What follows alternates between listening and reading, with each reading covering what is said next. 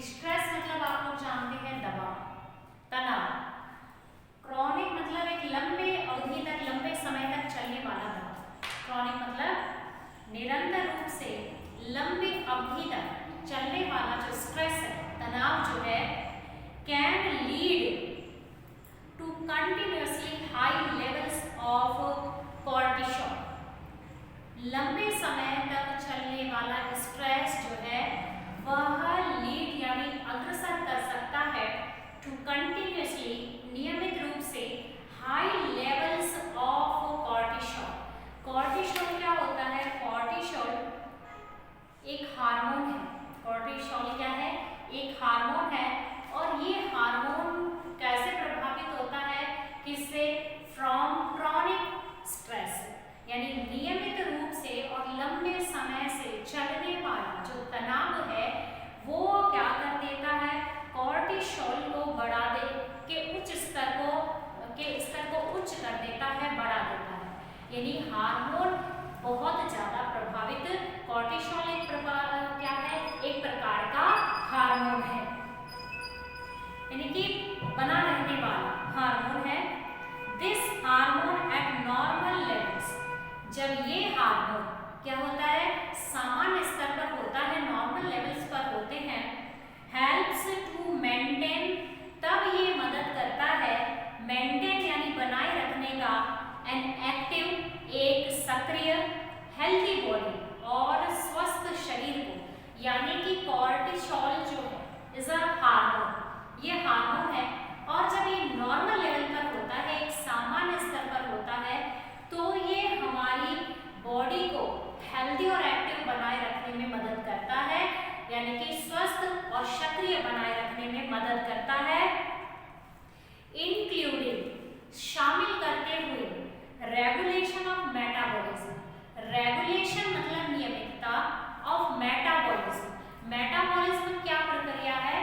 कि हम जो कुछ भी खाते हैं वो हमारे पाचन तंत्र से जुड़ा हुआ है।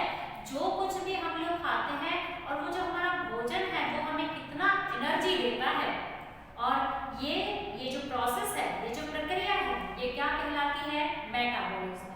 तो अगर ये कॉर्टिसोल जो हार्मोन है ये नियमित रहता है, यानी नॉर्मल लेवल पर रहता है, तो ये हमारे शरीर को एक्टिव और हेल्दी रखता है, यानी कि मेटाबॉलिज्म की नियमितता को एंड ब्लड प्रेशर और रक्तचाप, यानी कि हमारे ब्लड प्रेशर को और हमारे पाचन तंत्र जो है उसको यह नियमित रखता है अगर कॉर्टिसोल क्या होता है? नॉर्मल लेवल पर होता है। But excessive amount of cortisol, लेकिन जब एक्सेसिव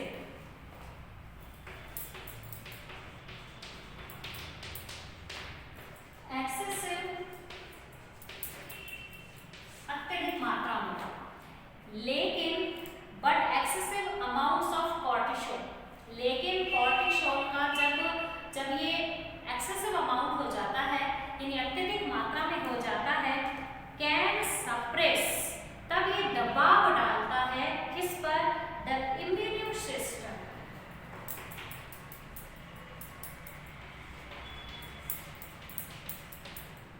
इम्यून सिस्टम को आप लोग इस दौरान बहुत अच्छी तरह से समझ चुके होंगे।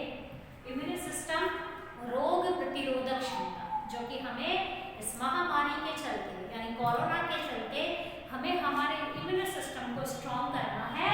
मतलब कि इम्यून सिस्टम का मतलब होता है रोग प्रतिरोधक क्षमता। हमारा रोग प्रतिरोधक क्षमता अगर स्ट्रॉन्ग है तो हमारी हम इस महामारी से अपनी बॉडी को प्रिजर्व कर सकते हैं, सुरक्षित रख सकते हैं, बीमारी से दूर रख सकते हैं, यानी इस रोग को हमारे शरीर के अंदर आने से प्रिवेंट कर सकते हैं, रोक सकते हैं। तो यहाँ पर बात आती है इस हार्मोन की। यदि ये हार्मोन नॉर्मल लेवल पर है तो ये मेटाबॉलिज्म और ब्लड प्रेशर को नियमितता को बनाए रखता है, यानी कि एक नॉर्मल लेवल पर। लेकिन अगर excessive amount of this hormone, यदि इस हार्मोन अगर ये अत्यधिक मात्रा में हो जाता है तो ये सप्रेस करता है, सप्रेस डालता है, यानी कि प्रभावित कर सकता है, दबाव डाल सकता है किस पर?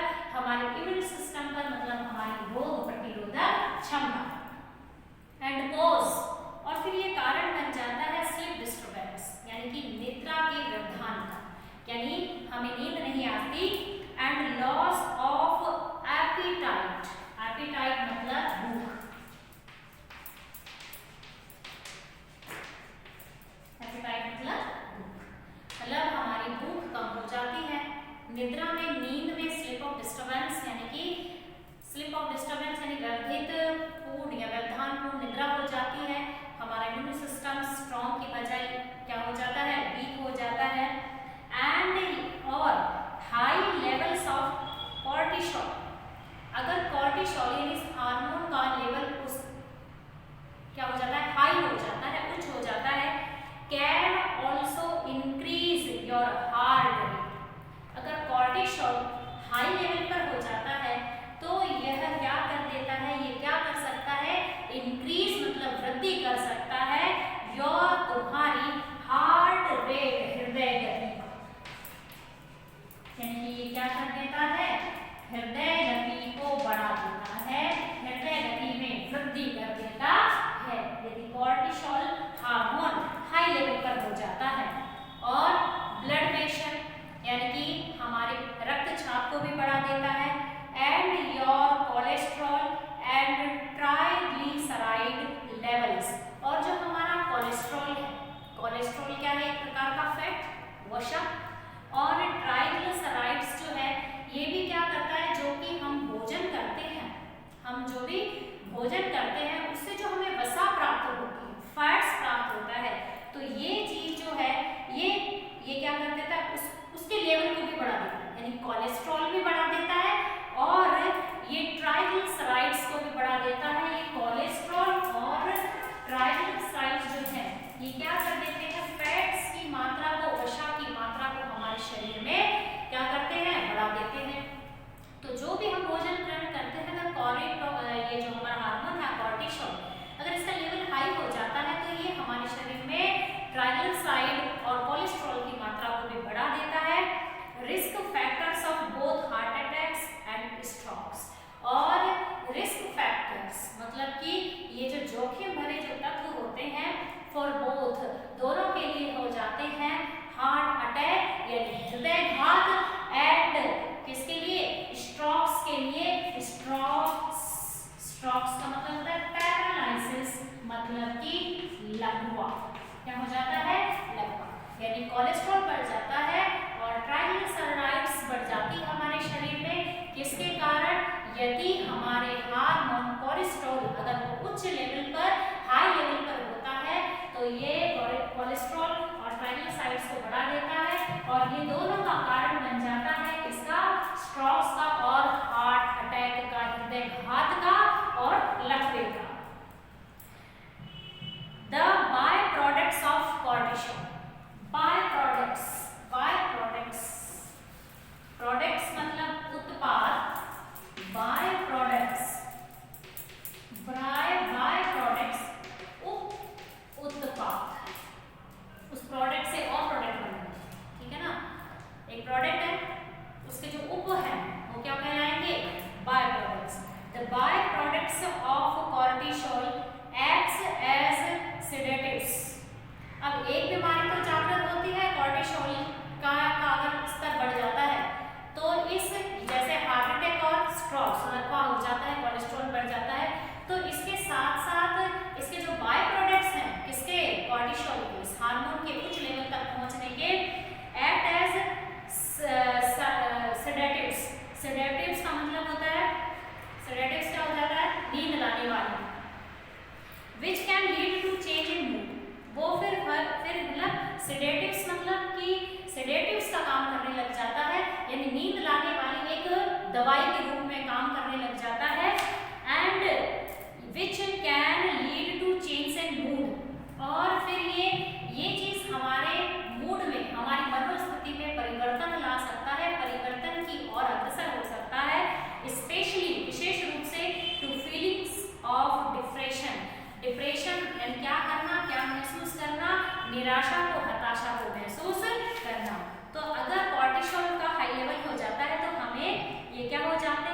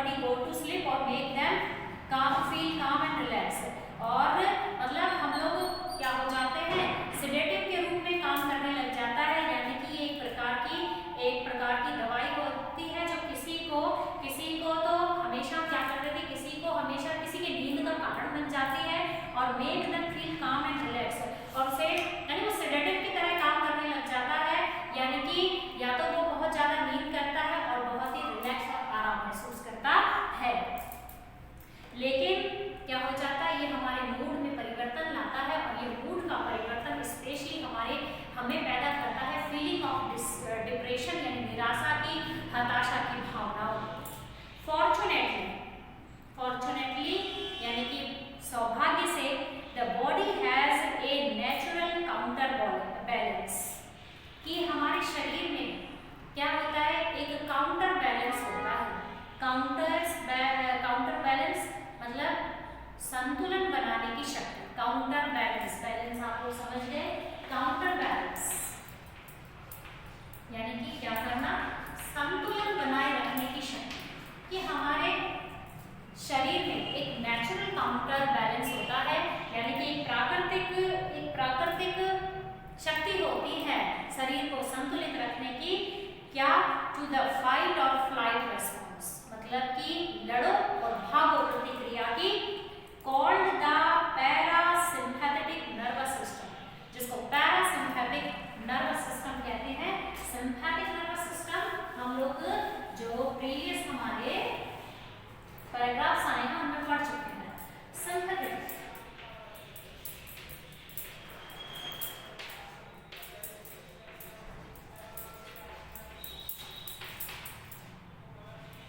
इसको कहते हैं परा अनुकंपी तंत्रिका, यानी कि हमारे अंदर एक नेचुरल काउंटर बैलेंस होता है, यानी कि एक शरीर को संतुलित करने की शक्ति होती है। वो हमारी प्रक्रिया है टू फाइट एंड फ्लाइट, लड़ो और भागो। और इसको पैरासिम्पैथिक नर्वस सिस्टम भी कहते हैं, मतलब कि इसको क्या कहते हैं, परा अनुकंपी तंत्रिका तंत्र, और द रिलैक्शन रेस्पॉन्स, और इसको रिलैक्शन मतलब कि तनाव मुक्त प्रतिक्रिया भी कहते हैं। क्या कहते हैं, तनाव मुक्त प्रक्रिया भी कहते हैं, द पैरासिम्पैथिक नर्वस सिस्टम। और जब ये परा अनुकंपी तंत्रिका तंत्र एक्टिवेटेड, क्या हो जाता है, बिकम्स एक्टिवेटेड, जब ये एक्टिवेट हो जाता है, जब ये सक्रिय हो जाता है, यानी सक्रिय किसी न किसी उथल पुथल के द्वारा ही होता है। When the threat or stressor has passed or ended, तब the threat जो वो धमकी है और स्ट्रेसर यानी कि जिस पर वो दबाव बन गया है, तनाव बन गया है, हैज पास्ड, वो तो या तो वो मृत्यु को प्राप्त हो जाता है, और एंडेड या तो वो बिल्कुल ही खत्म हो जाता है। But it can also be consciously activated by deepening the breath and by relaxing the skeletal muscles. But it can also be consciously activated, परंतु यह कॉन्शियसली मतलब सचेत रूप से, जागरूक रूप से एक्टिवेटेड किया जा सकता है। कैसे, बाय डीपनिंग द ब्रेथ, गहरी सांसें लेकर, एंड बाय रिलैक्सिंग, आराम देकर, द स्केलेटल मसल्स, यानी जो हमारे अस्थि पंजर है, उस मांसपेशियों को अगर यदि हम रिलैक्स देते हैं, यदि हम आराम देते हैं और गहराई से हम अपनी सांस को भरते हैं, तो ये पैरासिम्पैथिक नर्वस सिस्टम जो है, परा अनुकंपी तंत्रिका तंत्र जो है, वो क्या होता है, इसको हम लोग कॉन्शियसली एक्टिवेटेड कर सकते हैं, यानी कि हम लोग जागरूक होकर, सचेत होकर इसको एक्टिवेट कर सकते हैं। When activated, the parasympathetic nervous system lowers blood pressure, and when activated, और जब ये सक्रिय हो गया, when activated the parasympathetic nervous system, जब सक्रिय हुआ नर्वस सिस्टम, परानुकंपी तंत्रिका तंत्र जो है, जब ये एक्टिवेट हो जाता है, लोअर्स ब्लड प्रेशर, तब ये रक्तचाप को लोअर्स कर देता है, यानी कि निम्न स्तर पर ले आता है। हार्ट रेट हृदय गति को भी कम कर देता है, एंड रेस्पिरेशन मतलब श्वसन क्रिया, रेस्पिरेशन मतलब क्या होता है, श्वसन क्रिया को भी क्या कर देता है, कम कर देता है। ब्लड प्रेशर को लोअर करता है, हार्ट रेट को लोअर करता है, और respiration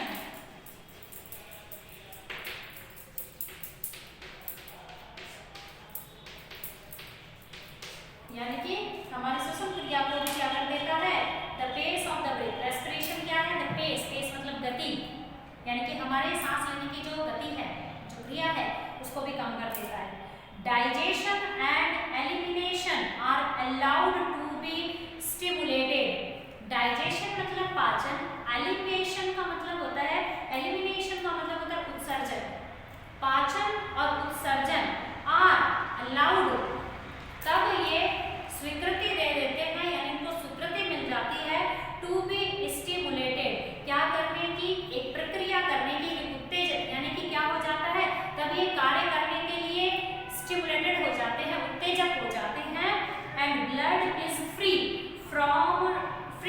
travel to the digestive, reproductive, glandular and immune system। और जब तब क्या हो जाता है, जब डाइजेशन, जब ये सब एक्टिवेट हो जाता है और जब एक्टिवेट होता है सही मायने पर पैरासिम्पैथिक नर्वस सिस्टम, तो ये ब्लड यानी प्रेशर को लोअर कर देता है, हार्ट रेट को लोअर कर देता है, रेस्पिरेशन यानी श्वसन क्रिया को लोअर कर देता है। Digestion and elimination are allowed to be stimulated, और तब पाचन और उत्सर्जन दोनों को स्वीकृति मिल जाती है क्या करने की, स्टिमुलेटेड हो जाने की यानी उत्तेजक होने की। तब ब्लड इज फ्री, रक्त जो है वो स्वतंत्र हो जाता है टू ट्रैवल, यात्रा करने के लिए, टू द डाइजेस्टिव यानी कि पाचन तंत्र के लिए। तब रक्त अच्छी तरह से संचारित होने लग जाता है। रिप्रोडक्टिव, और वह क्या हो जाता है, वापस यानी कि कवर होने लग जाता है, रिप्रोडक्ट होने लग जाता है। एंड ग्लैंडुलर, ग्लैंडुलर मतलब ग्रंथि संबंधी, एंड इम्यून सिस्टम, और जो हमारी रोग प्रतिरोधक क्षमता है वह systems necessary for the promotion of long term health. और ये जो सारी प्रक्रियाएं हैं इस नेसेसरी वो आवश्यक होती है किसके लिए, for the promotion of long term health, लंबे समय तक हमारा स्वास्थ्य बना रहे उसके प्रमोशन के लिए, उसकी उन्नति के लिए ये सारी चीजें आवश्यक होती है। द रिलैक्सेशन रेस्पॉन्स, और जो तनाव मुक्त रेस्पॉन्स है, प्रतिक्रिया है, इज ऑल्सो नोन, उसे कहा जाता है, जाना जाता है the rest and renew stage, एक आराम और रिन्यू यानी कि पुनः नवीनीकरण का स्टेज, मतलब स्तर कहा जाता है। यानी रक्त संचारित हो गया, वापस एक्टिवेट होता है, तो ये क्या होता है, उसको रेस्ट मिल गई, then the stage become is called renew stage, उसको वापस रिन्यू स्टेज कहा जाता है कि यानी कि वो दोबारा से संचारित हो रहा है। ठीक है, जब सही मायने में पैरासिम्पैथिक नर्वस सिस्टम एक्टिवेट होता है तब। When the body has the time and the resource to heal the body, और जब the body has the time, तब शरीर के पास समय होता है, and resources, और वो शोध, वो संसाधन होते हैं, to heal the body, body को बीमारी से ठीक करने का, and to respond to illness, और respond मतलब उत्तरदायी होने का, to illness यानी कि illness मतलब रोग का, obviously स्पष्ट रूप से by increasing the frequency, यानी इस मात्रा को लगातार रूप से एक बड़ा करके, time and depth of the relaxation response, समय और गहराई इसकी तनाव मुक्त प्रक्रिया का समय और इसकी गहराई को बड़ा करके, we not only allow our body, हम केवल हमारी बॉडी को स्वीकृति नहीं देते हैं to recover from illness and disease, केवल यानी रिलैक्सेशन रेस्पॉन्स जब होता है और ये सही होता है तो हम, और जब ये फ्रीक्वेंसी जब हम बढ़ा देते हैं यानी बढ़ा देते हैं सही मायने में, तो हम हमारे शरीर को रोग और बीमारी से केवल दूर रखने का या उसे रिकवर होने का ही को अलाउ नहीं करते हैं, यानी हमारी बॉडी उसको अलाउ नहीं करती है, बट वी ऑल्सो, परंतु इसके साथ प्रैक्टिस प्रिवेंटिव मेडिसिन, तब ये एक रोकथाम की, एक सुरक्षा की मेडिसिन बन जाती है, दवाई बना देते हैं, बाय अलाउइंग द बॉडी, अपनी बॉडी को स्वीकृति देकर to perform all of its essential maintenance task, यानी हमारी बॉडी जो है वो एसेंशियल मतलब आवश्यक, मेंटेनेंस मतलब व्यवस्थित, टास्क मतलब कार्य, हमारी बॉडी व्यवस्थित रूप से जो आवश्यक कार्य है वो करे। तो ये जो रिलैक्सेशन रिस्पॉन्स जो है ये एक प्रिवेंटिव मेडिसिन का काम करती है, यानी एक सुरक्षात्मक दवाई का काम भी करती है। क्या कौन करती है? Relaxation response. और जब ये कब होगा? जब हमारा पैरासिम्पैथिक नर्वस सिस्टम जो है वो एक्टिवेट होता है, और वो एक्टिवेट सही रूप से होना चाहिए तभी। तो ये 3 पैराग्राफ्स आपको पढ़ लीजिएगा, और योगा, फिर उसके बाद में हम लोग योगा को कंसंट्रेट करेंगे, एकाग्रचित हो जाएंगे योगा पर कि किसने कैसे इंसानी बीमारियों को ठीक करने के लिए योगा हमारे लिए हेल्पफुल होता है। तो ये पैराग्राफ्स और जो कठिन डिफिकल्ट वर्ड आए हैं जिनके अर्थ मैंने यहाँ पर बोर्ड पे लिखाए हैं, आप लोग उसको समझ लीजिएगा, पढ़ लीजिएगा, और जहाँ तक हो सके तो लिख लीजिएगा।